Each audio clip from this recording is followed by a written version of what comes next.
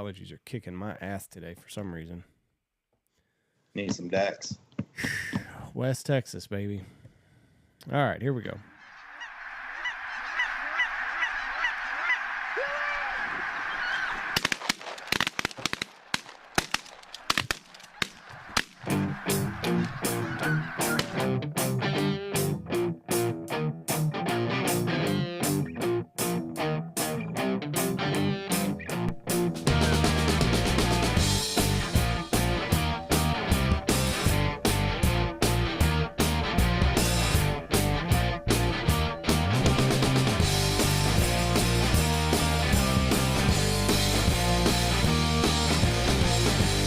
Here we go.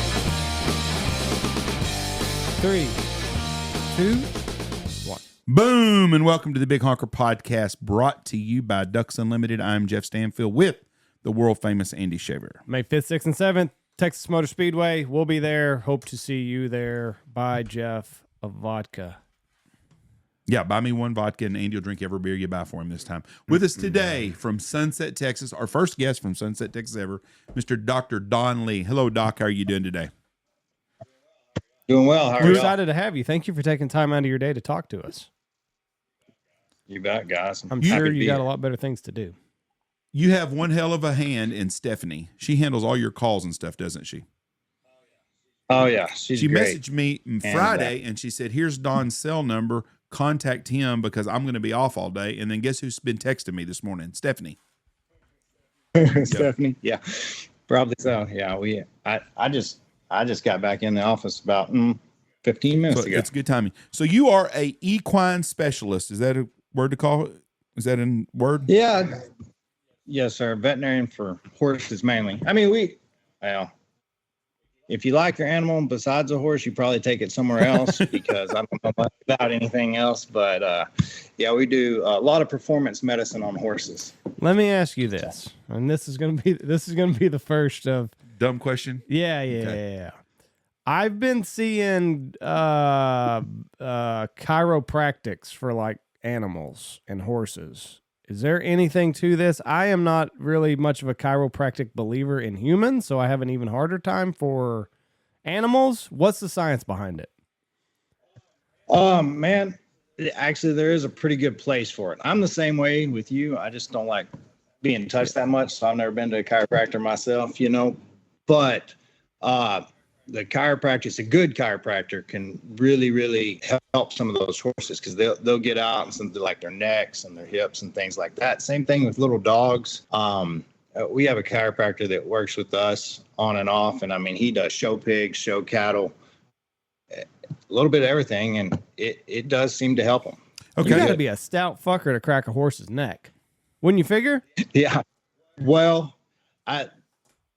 it helps being stout, but they're not real hard on them. It's all about putting pressure points and getting a release on those spots versus, I mean, because you're not going to make a horse do anything they're not going to want to do anyway. So you kind of got to tweak them into it, as you say. All right, my question is for you two intelligent people. You're a doctor, obviously, and Andy graduated from Patrick Mahomes University, so he's an expert too.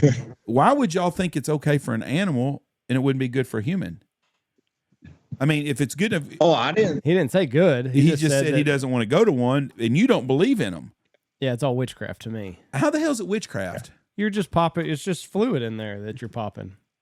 Okay, but if it makes you feel better and it makes you perform better doing anything, it's a good thing. Well, it's good for whoever's doing it, not necessarily for me. If your appendix was bursting, would you let them cut it out? That's not at all like that. An appendix is a medical emergency. A sore back, it'll work itself out. Okay, Doc, what about you? You're a very bright man. Why would you not want to go to a chiropractor, but you think it's good for a horse? Oh, I just don't like being touched that much, honestly. But I mean, I could probably use a chiropractor. I got smoked down. I don't even remember. Wednesday, kind of knocked me out for a minute. Got me on the side of the head, the neck, the arm, and then jumped. A horse? Yeah, got kicked. Oh no! What happened? Oh yeah. I don't remember. So that's good. That was a dumb question. The only thing I remember The only thing I remember is like rolling over. Like they say it flew me out the back. And I remember rolling over and seeing one of the girls that worked for me that's holding the twitch on his nose, getting pawed in the head. That's the last thing I remember. What were you doing to it? What procedure was you doing? Prostate exam. Hawk injections. Yeah, I'd be kicking too. What's a hawk injection? So like you take a hyaluronic acid and the steroid, there's a bunch of different of each, and inject it into the joint for inflammation and stuff like arthritis, like you would do a professional athlete, like they got their knee injected. Same thing, same exact principle. But yeah. Kind of like a cortisone shot? Is that kind of what it's like? Or yeah. Exactly like a cortisone shot. We just use HA in it. Which is the hyaluronic kind of lubrication, and then the cortisone to take out the pain. And he didn't like it. Obviously not. He did not like it. I don't think it was that. I don't even think I stuck him. I just think he was over the whole situation and had a little meltdown on us.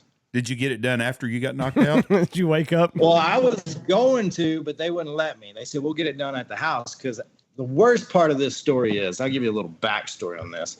I bought that horse the night before.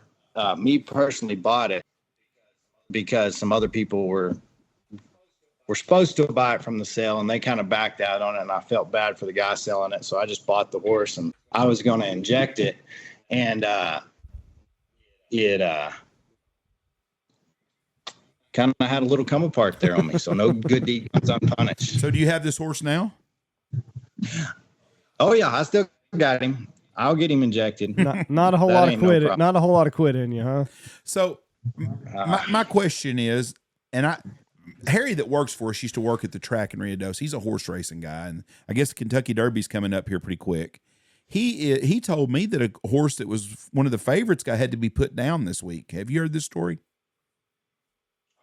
I have not, but I've kind of been out of touch with reality, because we were up there in Guthrie all week working that show. I mean, we did probably 30 horses a day for 6 days What straight. are you doing to those horses? 30 to everything, doing scopes, checking their airways. Had some horses with some belly aches, some cuts, got banged up, sore feet, and then a lot of the performance type stuff, the injections and things like that. Now, was this a barrel? This says Wild on Ice was euthanized after a workout injury 2 days ago. No, a week ago. And he was a fate? Probably a breakdown, something along that lines. What now? This left hind leg, it says on a training. Now, not good. That's he had a fracture in his hind leg. Well, could you imagine that? That's you broke your leg. Let's go shoot you. Well, here's my question: as a person that would be greedy in this game, isn't there a way we can keep this horse alive and get some sperm out of him? Yeah, you could.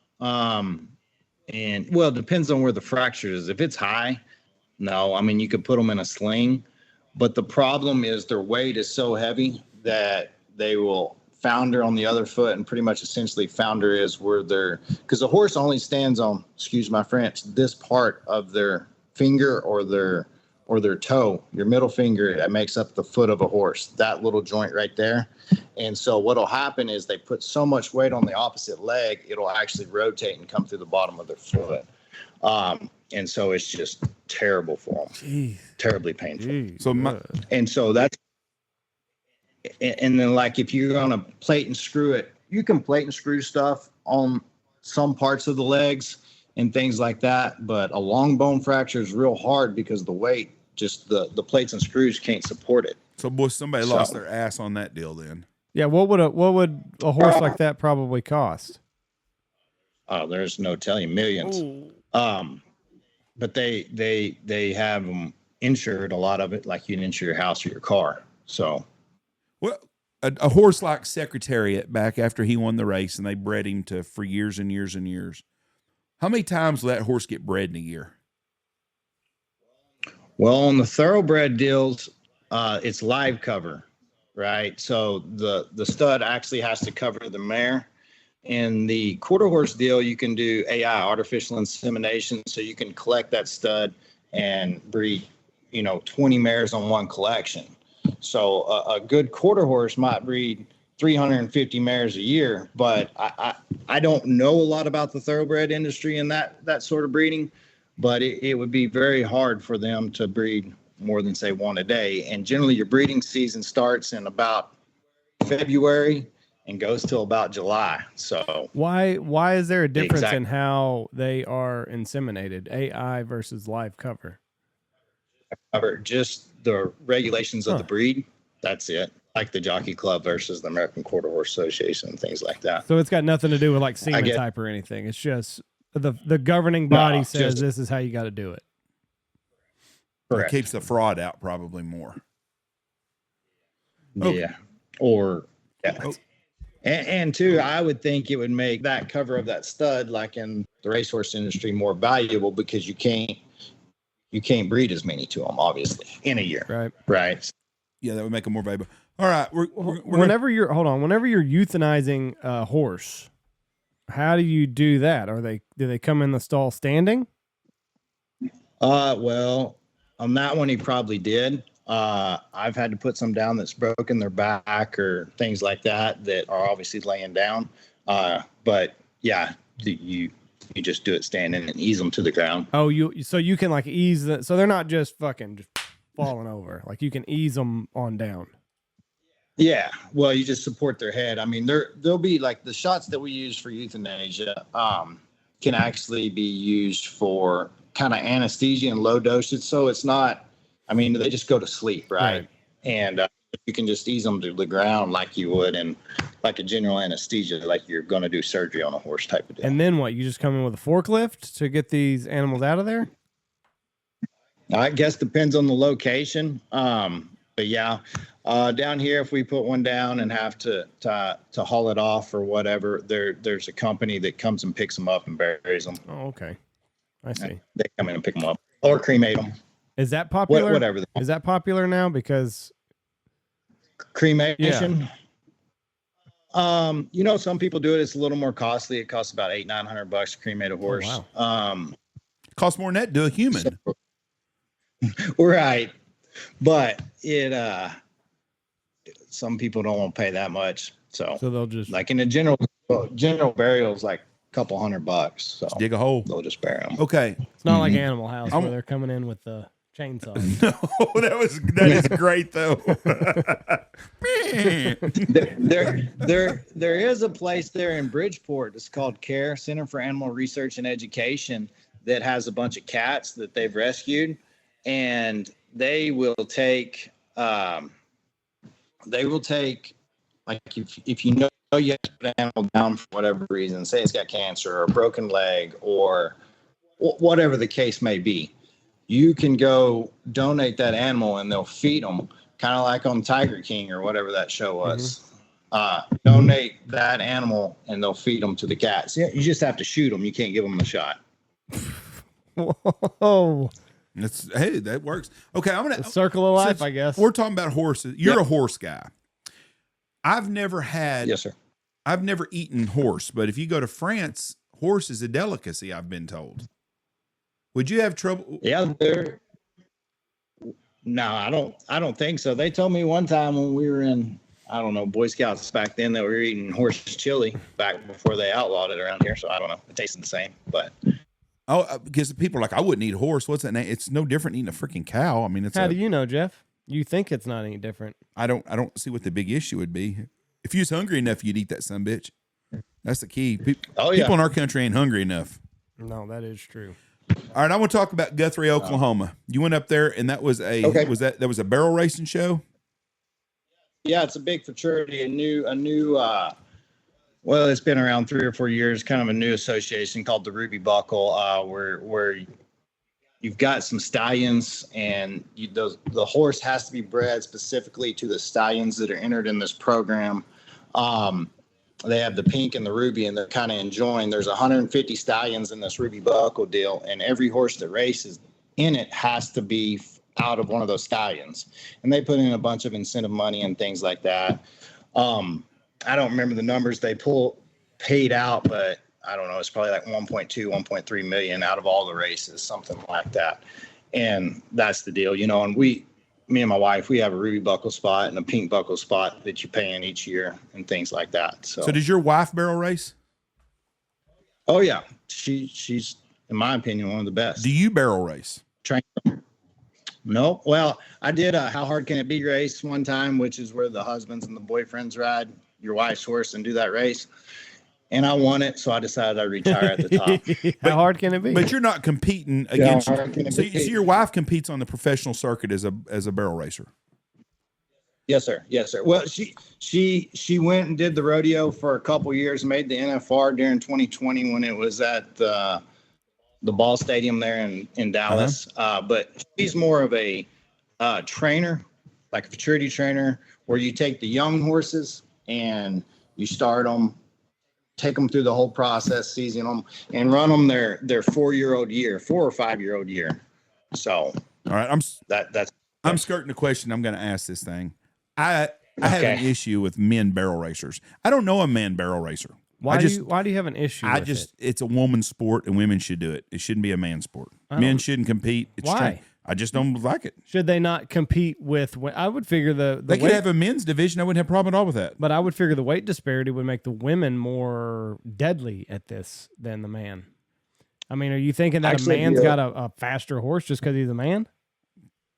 Don, this is to you now. You tell me, what's the difference between the men barrel racers, between them and the women? Women barrel racers, and a lot of times the guys are stronger. And if you'll talk to, so one of the all-time best jockeys, they call them jockeys, trainers, is Troy Crumrine.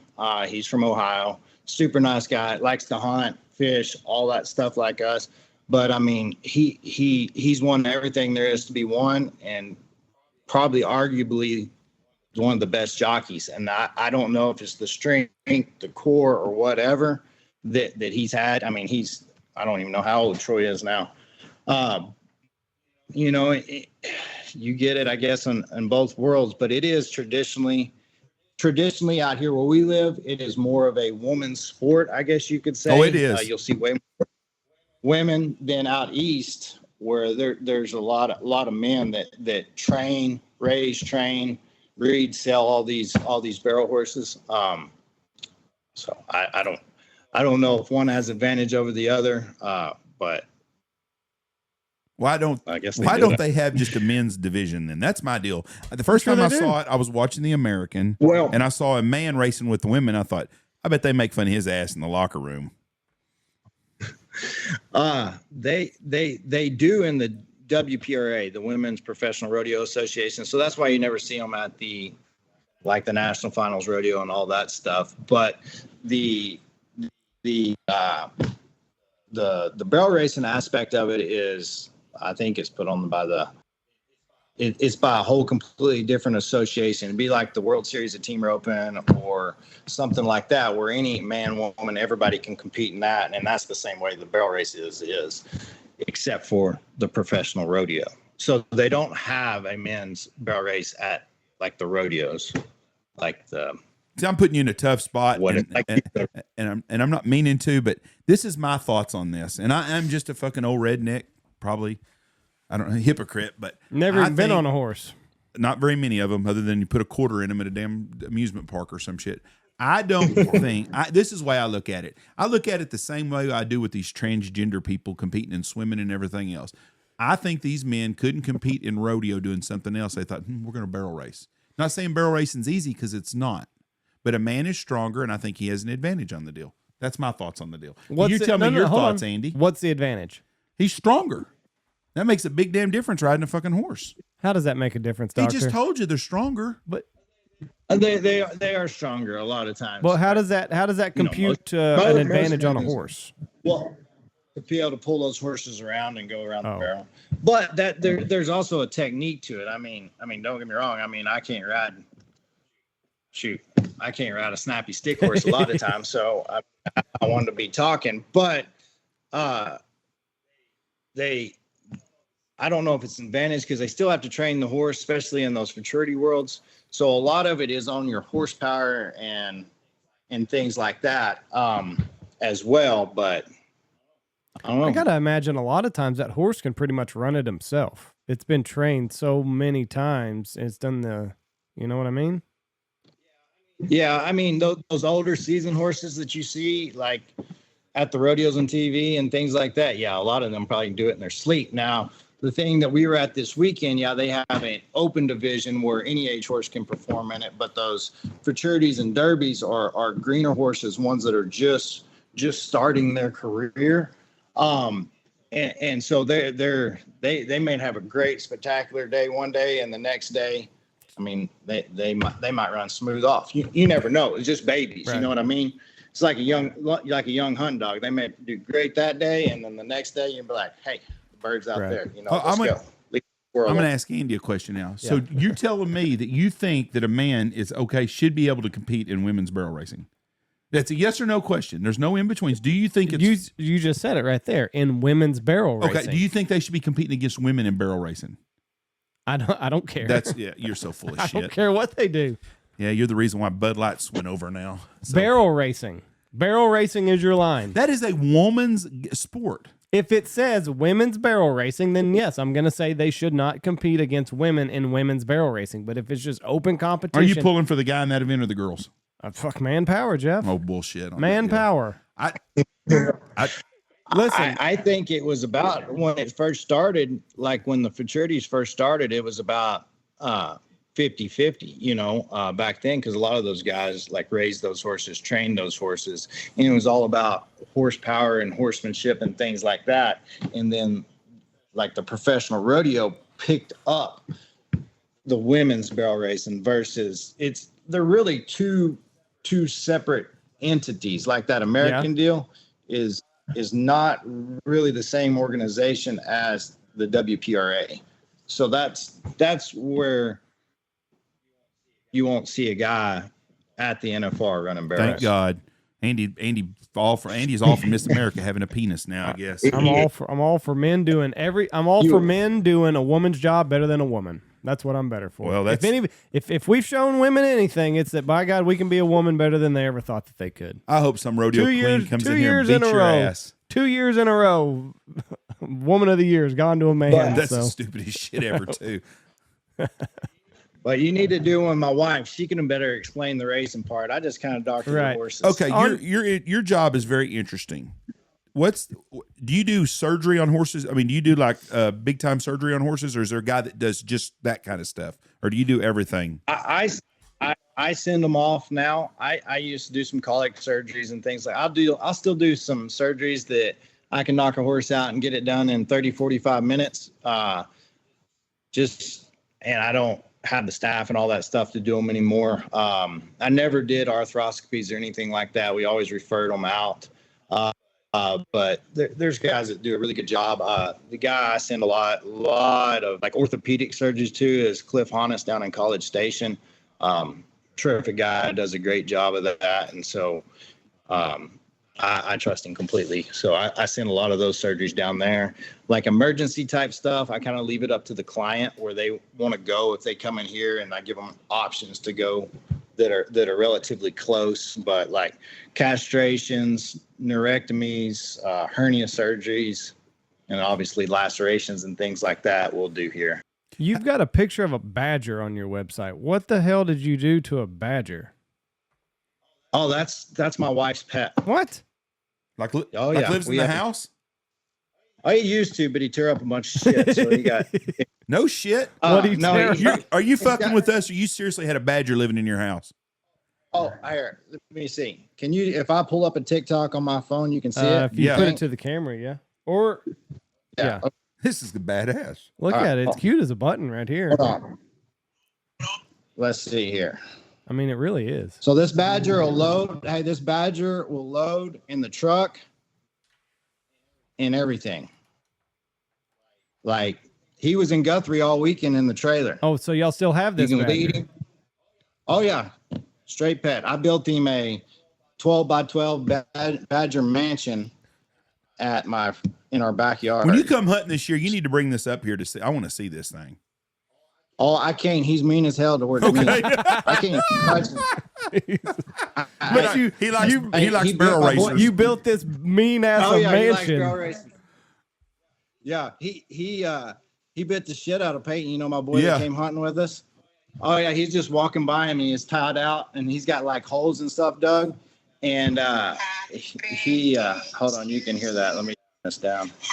That's her singing happy birthday to this badger. She likes a badger more than she does you. Is he at least nice? Probably. Look at that. That is crazy. Oh no. That's her finger? Yeah, that's her finger right there. And that was, when was that? A month ago? Yeah, April 5th. April 5th was his birthday. Isn't that shit crazy? But he'll bite your ass if you did that. So he Oh yeah, he'd bite the shit out of me. he likes your wife. Hates you. Oh yeah. How did they form this bond to where he likes her? She's had him since he was a little baby. Hold on, I'll find this one when he was a little bitty. Oh god. Just a little fur ball. Just a little bitty. Look at him walking with all the dogs. Did Jack Russell don't jack with him? No. If I can find one, we had a dog kill a chicken, and I tied that chicken to the dog's neck, and he drug that chicken in the hole with that dog still attached to it. I mean, it's some funny shit. I'm telling you. So, hey, this badger eats better than most people. I'm telling you. So he burrs up in your backyard? He will. Yeah, in his cage. I built him like, it's got a swimming pool, like floor in it, all concrete floor. And I was trying to get the picture of him loading in the truck here. In the AC. That's a lot of resources for an animal that doesn't like you. So people aren't coming up and petting this thing other than her. No. And if she lets a bunch of people pet him, he'll bite the shit out of her because he gets tired of being jacked with. That is crazy. Watch He'll that. Just load right up. See him load in the truck. Oh, there he goes. Right on in nuts. there. And where does he sit in the truck? Yeah, he'll just get in the back floorboard. And just nobody mess with him, and you'll be fine. Nobody mess. What's the Connor the life Badger. expectancy on one of these? Like probably 15 years. Oh, no. So just like a dog. How old is he now? 2 Oh, You no. got 13 years You of got some bitch whipping your ass. 13 years with him. years left. Hey, we got a kinkajou too, and they live 30 What's that? years. A Pikachu? It's like a kinkajou. Pikachu's a Pokemon. What's that fucking thing we had that time? It was from Chinchilla. A chinchilla. What's a Pikachu do? Kinkajou, it's like it's a South American. It's like related to a raccoon. Kind of looks like a lemur. I'm sure I got a picture Do they of tear that up too, shit but too? I don't. You will. I got a scar on my. No, that's from the badger right there. I've got a scar. That badger got out and ate my rubber piece off my night vision scope, Ooh. and I went to go shoot it and didn't pay any attention. And you can see night vision back to that part. Let's go bad. Boom, and just split me right there. Oh, because of the badger. So I just stapled it shut. Oh, What's the weirdest shit you've ever had to work on as a vet? badger. Weirdest. I used to do a lot of for the Humane Society, and I mean I worked on some potbelly pigs, and they're kind of weird critters, messing with them, and so are the alpacas. But I really just do mainly horses. That's anymore. So I don't run into a bunch of weird stuff other than some bad cuts and things like What that. about a zebra? They're mean as hell. I've never had to work on a zebra. They are mean. I guess they got it. They are mean. Got to be dealing with lions and shit. Yeah. I mean, they're basically like anatomically, they're just a horse, right? Yeah, like a donkey. Oh, like a donkey. Pretty much. No, some bitches are mean too. Well, that's where they get it from. It's that fucking attitude. Did you have to do snakes and stuff when you were in college, reptiles? No, they had that. That was like an elective class. I wouldn't So, do that. Yeah, we got a snake in the house. We have a chinchilla too. You've got a snake. What kind of snake do you have? One of those little pythons about 2 foot long. I mean, we got all kinds of stuff. My wife loves animals, and I don't really care, so we just got Is them. the snake in a cage?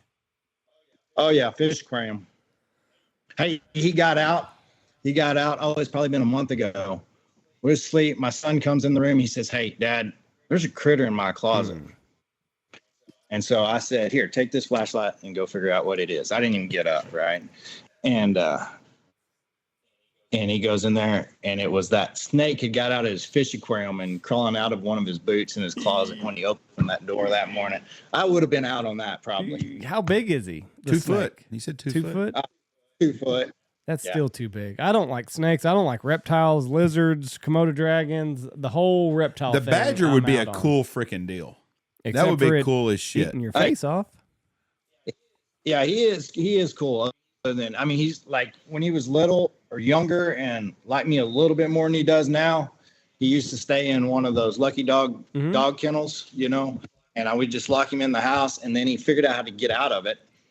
And then you'd be laying asleep in the middle of the night, and he'd be crawling in bed. That's when he went outside. Are they? I've never really seen them in the wild. I mean, you see flashes of them. Are they? Is he quick? Is he fast? Or is he just ferocious? He's ferocious and then just stout. Oh, they are. They are stout. I mean, they'll get low to the ground. Oh, super stout. What's he weigh? 20 pounds? Probably 25 to 30. He's a fat bastard. Now, I've always heard that they can kind of like rotate in their skin. So, like, even if you have him by the back, like the scruff of his neck, like he can still maneuver and get you. Yeah, because he, I mean, they got a lot of that skin. So, yeah, I mean, I don't know that he can rotate all the way around, but he can still swing I saw a guy around grab one the pretty other good. day. Someone had it walked and it was backwards and not paying attention. Guy grabbed it by the neck. I thought, you're going to do that one time too many, and they're going to be calling you Stump. Yeah. They remind me a lot of a Wolverine. I think, I mean, they say per pound, they're one of the meanest animals in the U.S. I mean, he'll bite you. What's his diet? What do you give him to eat? Human beings? Oh, man. Anything? That thing eats better than most people. I'll cook steaks or hamburgers, you know, you'll finish eating, and then an hour or two later it'll go by, and you're like, I'm going to get me another piece. And I'll go in there, and she'll fed it to the badger. So he's yeah, he likes pasta and potatoes though, probably as much as anything. We found out my dog likes asparagus yesterday. Yeah. We cooked, Really? I cooked some Wagyu beef, which was very good, and I cooked some steaks, and I did asparagus and sweet potatoes, the whole meal. And we're outside, and the grandkids, everybody's playing kickball, and came in, and Ollie had gotten into everything, and the only thing he ate was fucking asparagus. Absolutely shocked. Yeah, Really? I don't know if he was scared to death if he ate a steak. Michelle would have killed him, but she was not happy with him anyways. yeah. But he ate asparagus. That just kind of surprised me. Well, what else? You've got what's the weirdest animal you've had? That's got to be it. Have you ever had a raccoon? Yeah, we had a raccoon. He was destructive too. He was pretty cool. A lot of my scars on my hands are from that raccoon. But we got to where, you know, we'd release him outside when he got bigger and stuff. And then in that winter storm a couple years ago, he just never came back home. I don't know what happened to him there, but, you know, he'd stay out for a couple days and then come back. And then he just finally never came back. So, did you ever have a pet bobcat? No, I never have. My wife, she wants one, but we've never had one of those. Had some deer. They would make a cool pet. I'd advise against the bobcat. I tried that; it didn't work very well. Do you give your badger? Do you like give him medicine like you would a dog? I mean, Had to give him like rabies shots or something, didn't you? Yeah, you got shots and stuff like that, but that's about it. What about like grooming him, or does he pretty well just groom himself? He's got like a little swimming pool in his deal. A lot of the fur comes off. I mean, do they shed like a dog? Yeah, they'll blow their coats like that a couple times a year, grow that new coat. But he's in and out of that sand all the time, so I just think he probably takes all that dead hair off. Right.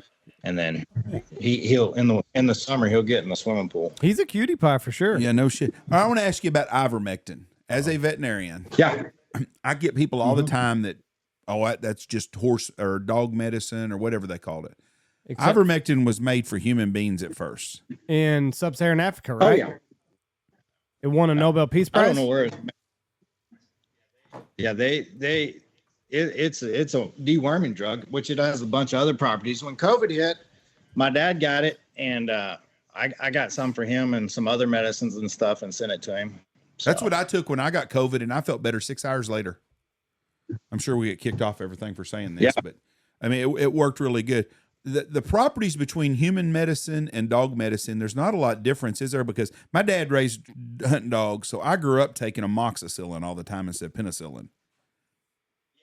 Yeah, there's not much difference at all, really, in a lot of the drugs. Now, some certain breeds of animals they can't tolerate certain classes of drugs for whatever reason, but as a whole, it's very similar in the medications, because you only got so many medications that'll kill so many bacteria or what have you, and do it effectively. So it's just got to be safe for those animals and things like This that. this new medicine, or not medicine, this new dope these kids are taking on the street, this trank.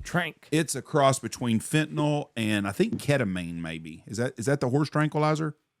No. Well, yeah, well, it's an anesthesia agent that they use. Yeah, we use it in veterinary medicine, and they use it in people medicine. That's what, when I got my wisdom teeth pulled, that's what they put me under anesthesia with, was ketamine. This is analgesia. Mhm. Or hold on, I'm That's sorry. how you take it. I'm sorry. Xylazine. Xylazine, yeah, that's a tranquilizer. Xylazine and fentanyl is what they're mixing. Yeah, and that's not a good They combination. say that Narcan won't help it at all, so we're going to lose a lot of dope heads probably off this deal. Yeah, you just got to flush your system, I would think, which in the horses, xylazine, you get the effect about 15 to 30 minutes, depending on how much you give. So it's not real long acting though, but it is very effective. So how much xylazine are you? What's a horse weigh? 1,500 pounds, 1,000 pounds? 1,000 to 1,500, depending on the horse a lot of times. So I give them, well, it depends on what I'm doing with them, but anywhere from 1 to 3 cc's. And that'll knock 1,000-pound horse out for 30 minutes, right? Yeah, well, they're not out cold. They're still standing. They're still alert, but they just don't care. So Sedated. They're heavily sedated. So if a human being takes 1 cc of this shit, it's going to kill him probably. It very well could. And then to mix it with fentanyl, which just a pin drop of it can kill you. Yeah. Well, we People are are getting stupider. Society is stupider and stupider all the time. What when a cat comes in, and do you like doing cats? Because I've seen some videos on TikTok. They're mean as shit. I have never done a cat. Never? Not since I've been Those since I've been even the gloves that the people wear. Like, it seems like the cat glove and gloves. Yeah, with like Kevlar on top of it. Like, you couldn't. They were just trying to give a cat a shot in the ass a couple days ago, and like it was freaking out, and like he finally, I had to choke that bitch out. Is Dr. Bomer still practicing in Wichita? I couldn't tell you. I don't know. I'm bad about living in my own world. I right helped here. Mike, and he operated on a cat, and that was my job, was to fucking hold a cat down while they fucking cut the balls off of it. Let me tell you something. A 15-pound tomcat might as well weigh 375 pounds and be on fucking cocaine. It's almost impossible. Oh yeah. We didn't have none of them damn gloves when I helped him. How'd you do it? I had my fucking hands. No. Yes, I'm telling can't you. do that. I swear to you, yes. No. Bullshit. Jeff. Yeah, until they get that fucking mask on his mouth and he goes out, it's a fucking fight. And the claws? Yeah, they don't fucking just leave him in. Hell yeah. You got to grab them by the back of the neck and right above the hips and hold them right and there. It's a fucking fight. My grandma, she declawed her own cat That's a tough woman. and didn't see the cat for like a week after, like it was holding a grudge. Yeah, the cats are not civil. Like let's just a dog, we've civilized them. Cats, there's no taming a cat. Like it's always going to have that wild instinct. Yeah, they if they come by you, it's because they want to, not because you make them. That is for sure. Yeah, for sure.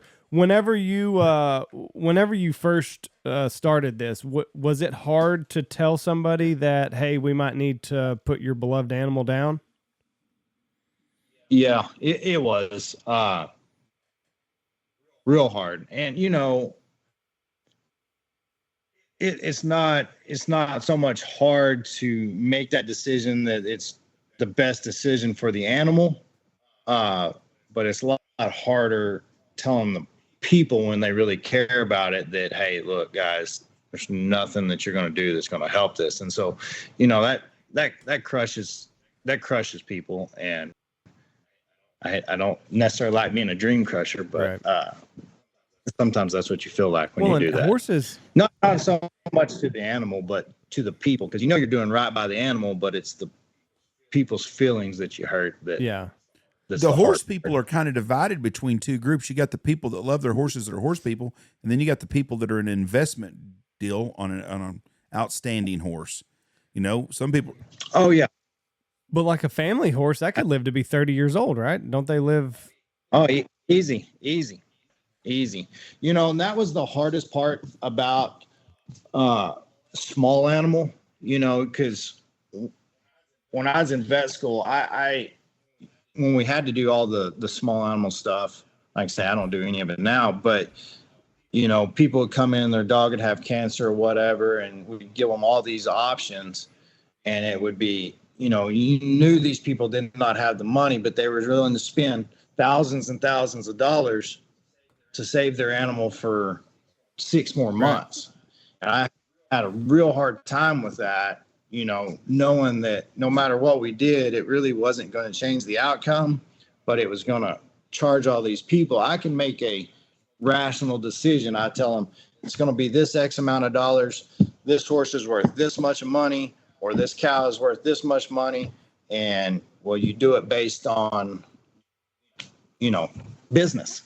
And so I had a lot easier time with that instead of the small animal where emotions were involved, and to a degree you felt like you're kind of not really taking advantage of them, but I just didn't feel comfortable like that. So in your line of veterinary, there's more of a business sense to what we should do with this animal, rather than foofy the dog and let's kick the can down the road for 6 months. Yeah. I'd say it's about 75-80% business. And then, you get that 20-25% that is emotional, and they're pets. And I mean, I'm not saying that people that do horses for business don't love their animals like they're pets, because they really do. I know my wife does, and ours is a business deal too. But I mean, anytime we lose one or have to put one down, I mean, it just crushes her.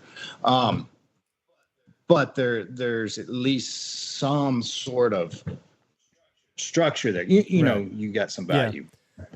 Everybody loves their animals. Don't get me wrong. Right. More people probably love their animals more than they love their neighbor, if the truth be told. Well, I heard something one time that if your animal gets put on a prescription, you are more likely to follow that prescription to the T than you are like if you had a prescription. So like if you're supposed to take antibiotics twice a day or whatever, for 2 weeks, you kind of start dicking around at day 3. But like with your animal, they're more likely to get their prescription refilled for the animal if they're supposed to, rather than not themselves. So people. Oh yeah, I can see that. I can see that. Absolutely. People go crazy, and then I've got my dog is 10, and like we had a conversation. Was it last week or 2 weeks ago? That what? Oh, how much would we spend on our dog? Who were we talking to? We were talking about someone that we were with. Somebody had a young dog, like a 2 or 3 year old dog, and they were like a $10,000 vet bill. The stomach was turning. They had twisted its gut, and they didn't think they could do nothing for it. And that's right. They'd already given it medicine. It was Corey. Yeah. So he'd swallowed a sock, and something was going on with his gut, but he had done it when he was a puppy, so now he's pretty susceptible to it. But like, you got, for me, having a 10-year-old dog, a $10,000 vet bill is like, well, let's explore other options. But to a 2-year-old dog, it's an interesting conversation to have with people based off of their age. Yeah, it does. It does. And I don't know. I think it's one of those deals that you don't ever know until you're put in that situation what you'll do or how much you're willing to spend. You know, my father-in-law had a really good dog, a wiener dog that had some disc problems, and he spent quite a bit fixing it. And he was an older dog too. But I mean, he loved that little dog. So I mean, I don't know what you're gonna do. I mean, I'm putting Ollie to some sleep. of it. Jeff's putting his dog down. To some people, they're like kids. Yeah. What's the main thing that'll kill a horse? When it does, is it cancer? No, like acutely, like colic, a bad stomach ache. The way a horse's GI tract is designed, man, the weather can change it, feed can change it, and stuff like that. And they call it colic. It can be a bad deal and can kill a horse. Obviously, you got your pneumonias can kill horses, but a lot of times cancer is a factor, but it's a lot less of a factor than what you'd think. Old age, no teeth, can't eat, and they just kind of wither away. I'm assuming your business is either based on an emergency call or people that make appointments a long way. You just don't have the average guy just taking his horse to the vet every day. Yeah.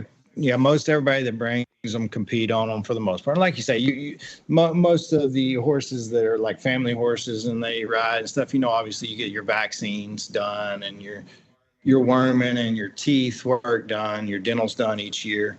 But the majority that I see is performance horses that people are bringing in on a daily basis. And then obviously you do the emergency stuff, cuts, colics, things like that. They will eat your ass too. How many times have you been bit by a horse? Man, I got bit. Probably the worst I've ever got bit. Didn't even hardly leave a mark. I get bit on my thumb. Ooh. After I just castrated that horse, so I guess it was his way of paying me back.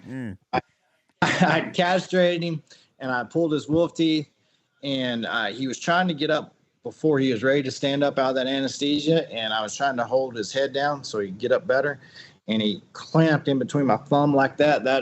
That's probably the worst I've ever been bit. I've been bit on the leg, the arm, shoulder, things like that. But that being bit on that knuckle joint of my thumb was the most painful one. I'm pretty sure. You ever seen the video of the camel jockey guy and the camel grabs him by his freaking head and flings him? Yeah. Or that guy that's branding that horse in those stocks and he gets kicked and just disappears out of the frame. They say that's what I look like this week, but I don't know. I don't remember it. So what provokes a horse to kick? Because I'd always heard growing up, like, you know, don't walk around the back of it. Do they have a sense that something's back there? Or is it like, with this one, like you'd been poking him. Right. But I don't think he kicked me. He was scared of something. You know, I mean, for the most part, they're not necessarily aggressive animals. They're fight or flight, and most of the time a horse would rather run away than fight, and so they're just trying to get away from the situation. Now, I mean, you get some assholes for sure that will try to hurt you, but the majority of them, it's a fear response or scared response. But that's for the most part. I don't know how I'd rather a horse attack me. Kicking me with his back legs, or like rearing up like you said and like boxing me. Yeah, like kangaroo. Yeah. Like I don't know what would be worse. I don't know. Neither one of them's good. I know that. Shit. Who was it that died in the cattle pond? The horse pawed him basically. Oh, it was the guy that was the original Marlboro man from out here, Big and Bradley.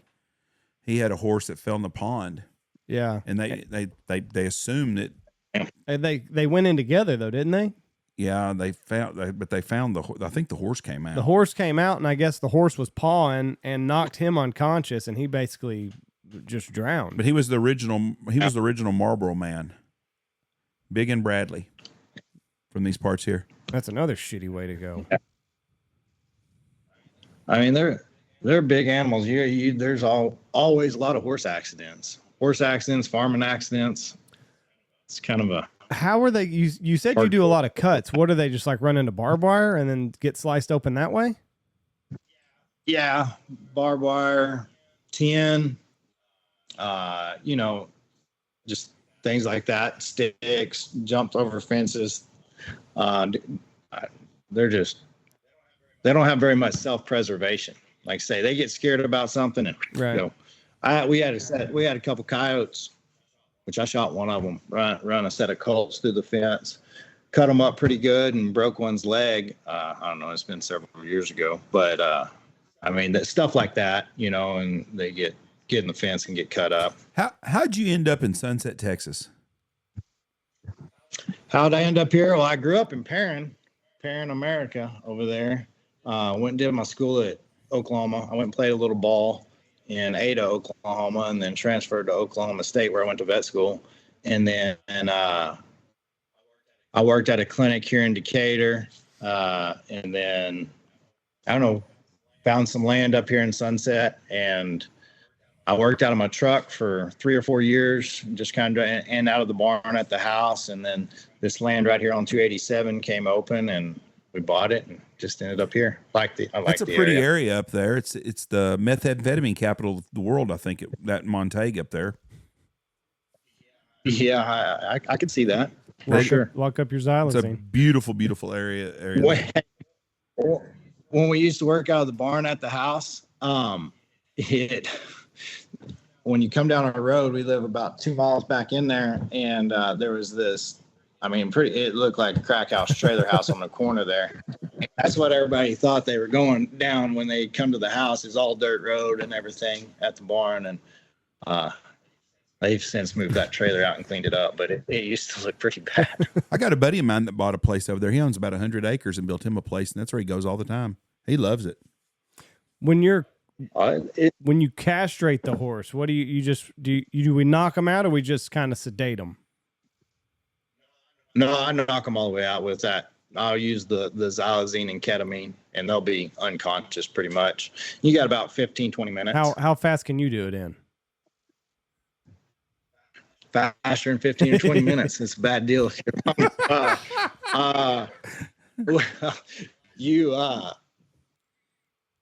You want to clamp them. You put those emasculators to stop the bleeding, and you hold those on there about 2 minutes on each side, on each one. So about 5 minutes. Okay, so 5 minutes. Because I've always, I've seen the bulls get castrated, and it's just a type thing. So with the horses, you have to stop the bleed, which I guess you could with the cows too, but West Texas Cowboys don't really care. Axle grease. Don't really care. Yeah, I worked on the stocker cattle operation all through high school, and you cut 400 a day, but you just strip them all the way on those cattle, and they don't bleed that much. Those horses, you just don't pull that cord all the way out like you do on a cow. Why don't you have to do that? I don't know. I honestly do not know why you don't do it on horses. Probably so they don't have a scrotal hernia. Like you kind of crimp all that and seal that inguinal ring up, so you don't have to worry about a hernia. The cattle's GI tract's a little different. I think they're less prone to that than horses could be if you just pulled that whole cord and everything out. And then stitch them up after?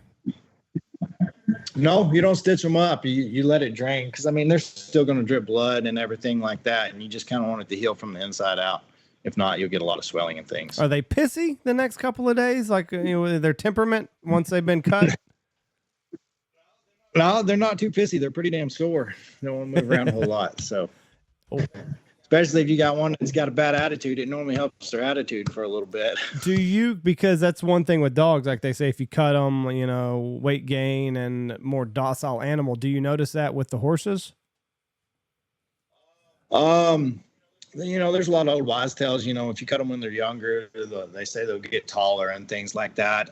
We try to cut all ours about 2 when they turn 2. Is when I've got about 4 or 5 that I need to do that I've been supposed to do and just hadn't got to it of our own. So it's a whole production. It sounds like having to bring them in. You're not just running them through a chute like you do a cow and clipping their nuts. Yeah. Well, like at the house and stuff, I'll just lay them out there down on the grass, just knock them out on the grass and do it there. Cut them Imagine off. Being his neighbor driving by. What the hell's he doing over there? Yeah. What? I'm sure people see that at the clinic when we got them laid out in the grass in the back of the clinic. Killed another one. What do their nuts look like? Is it similar to a cow? Well, I've had cow fries. Yeah, pretty much. Would you ever have horse fries? Yeah, it's pretty much the same. I don't know. I don't know if I'd have them after I sedate them. You might get a little sleepy. Calf rides are not that bad. Like Well, but No, they're pretty good. but they're not sedating them. huh? Cow is a meat source. Nobody gives two shits about a cow. I know. We'll eat the nuts and everything out of it. That's right. Do you work on cows too, or just horses? Mainly just horses. I've helped some buddies out and stuff with some cows if I thought I could do it. It's one of those things. If you don't do it all the time, you lose it. So a lot of that information I didn't retain because I don't do it on the regular basis. I'd have to go back up and read on some stuff, but I've got an associate vet that he does a lot of cows here, and so he does some cow work. Let's be honest here. Dr. Lee's a smart guy. The money's in the horses. Money's in the horses. That's where the money's at. See, he's smiling right there. Money and the cats and dogs. What's the gestation period on a horse? 11 months. Oh, wow, that long, huh? And then whenever she gives birth, like how long does it take this horse to stand up? Are they kind of like a baby deer where it takes a minute, or are they up and at them? They should stand within an hour or two. But the like, how a cow could be in labor for 4 or 5 hours. Horse is going to happen in about 30 minutes, or you got a problem. Why? Just because it's such a long, lanky animal?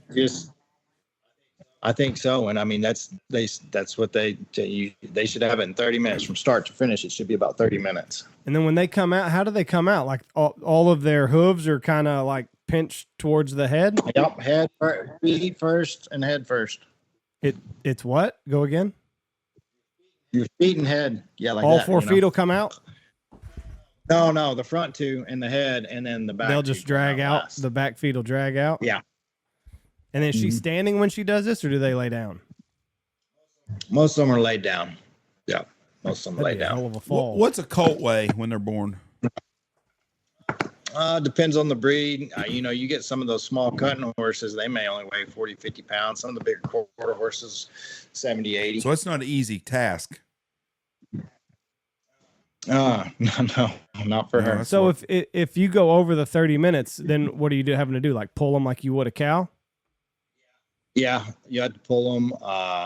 If they're breached or something, you have to push them back in and kind of situate what needs to come out first. And, obviously then you have the C-sections. C-sections on a horse is not easy like a cow. I mean, we had one, the very first mare that we had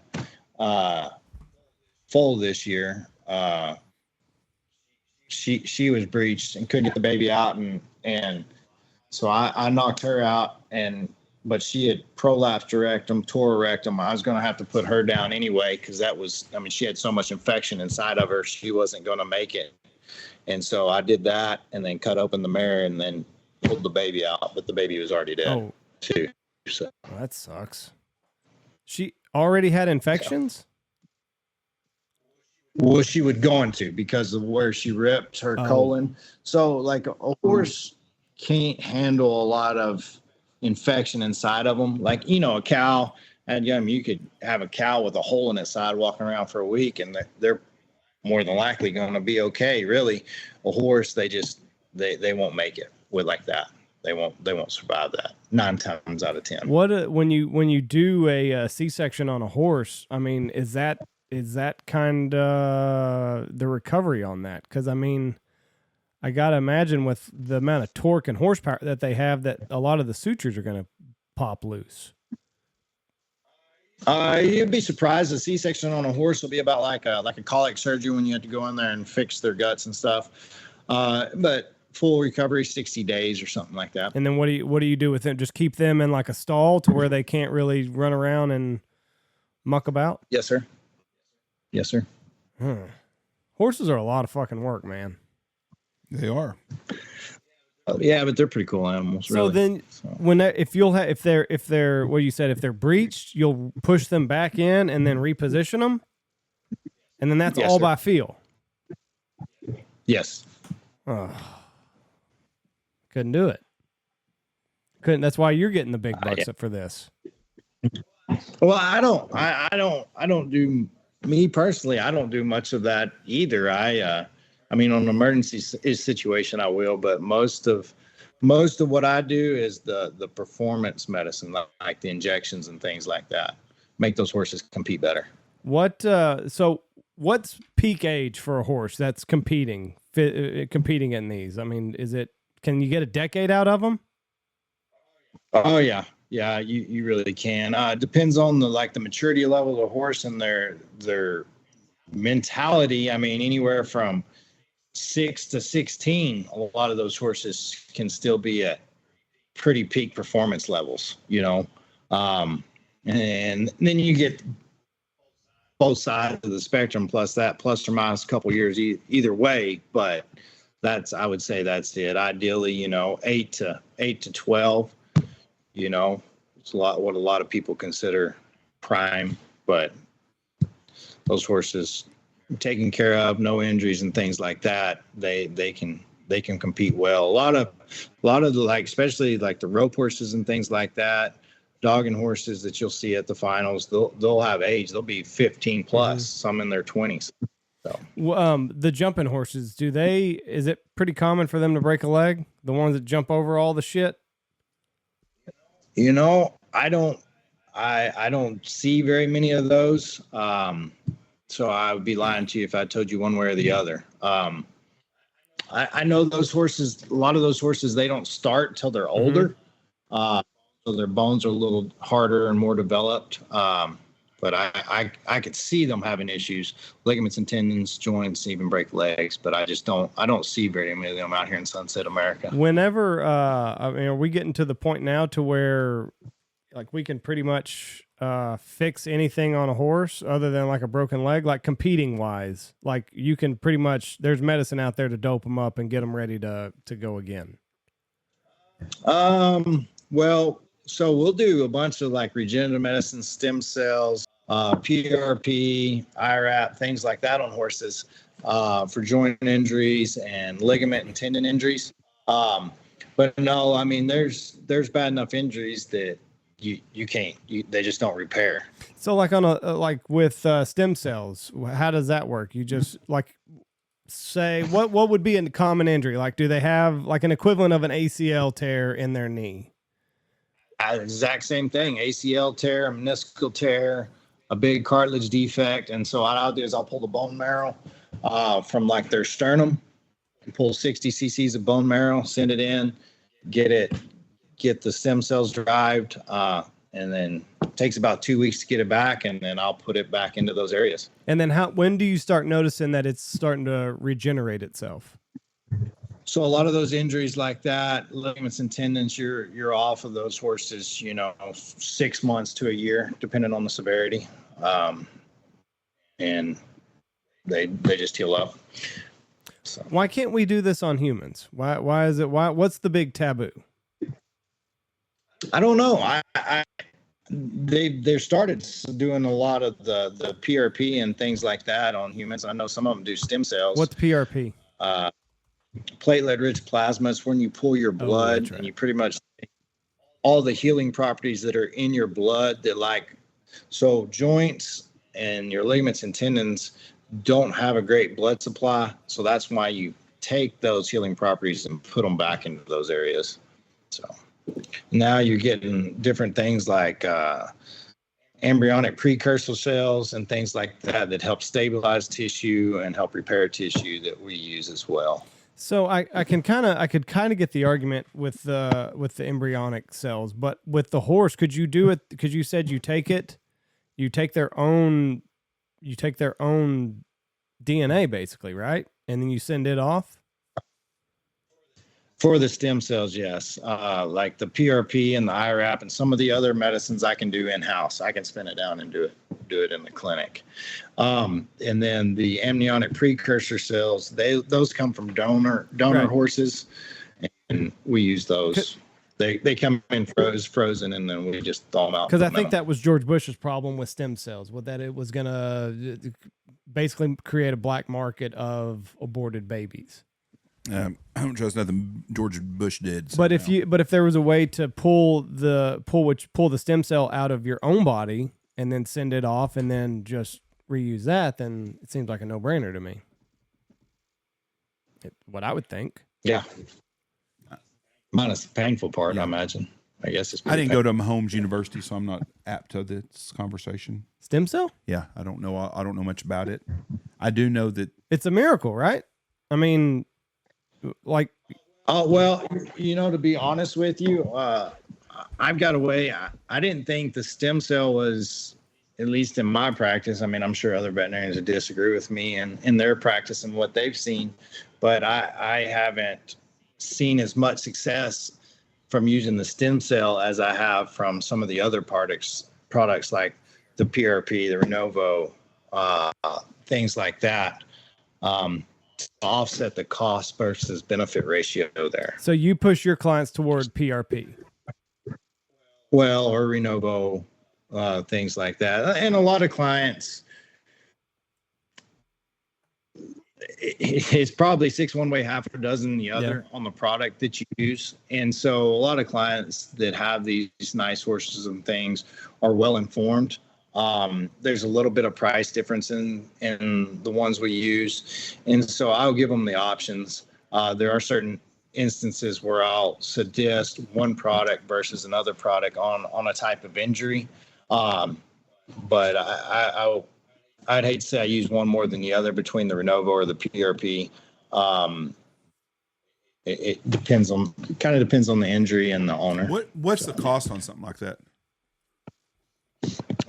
For platelet-rich plasma, I think cost around $650, and then Renovo is somewhere right around 1,000. Okay, so hold on, because I think I might have cracked why the government's not allowing this. Yeah, because it's going to cost a lot of money. How much would surgery be on like an ACL tear from a horse?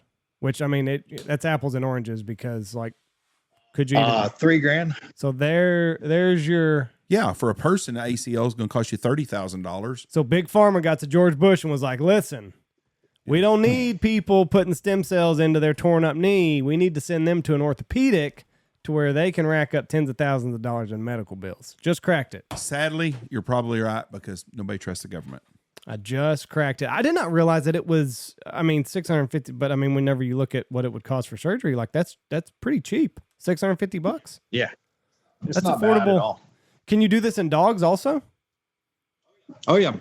I've injected some dogs. I injected some buddies' labs and stuff like that with different things and all that stuff. How common, because I look at my lab and like the Achilles on their back leg is like, freaking paper thin. Do those snap often? Right.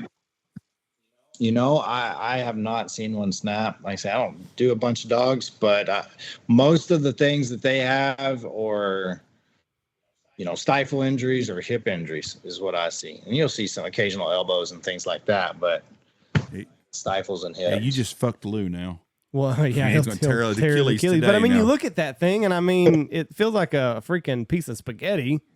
You gotta think that I guess after years of, they're a finely tuned athletic machine. So the good Lord knew what he was doing whenever he made those things. So I'm assuming they don't pop too very often.